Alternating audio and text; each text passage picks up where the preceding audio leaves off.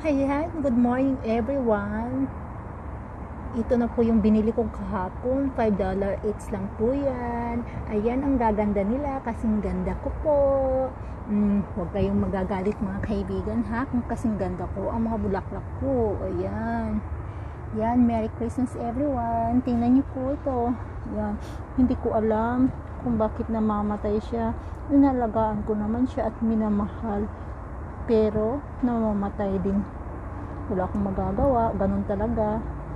Pero ito yung maganda. Yan, ganda no. At saka yung 10,000 flower, yun yung sinasabi nila. Yan. Okay, Merry Christmas everyone. Ito lang po yung kaligayahan ko dito sa loob ng bahay ng amo ko, mga pananim ko.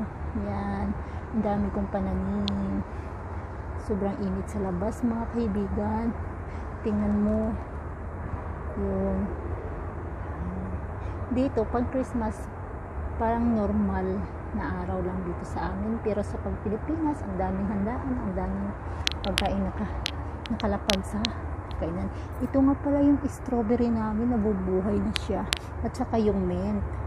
Yan, at saka yung dill, at saka yung anong tawag nito, hindi ko nakalimutan ko yung name. Okay, paalam na mga kaibigan. Ingat po tayong lahat.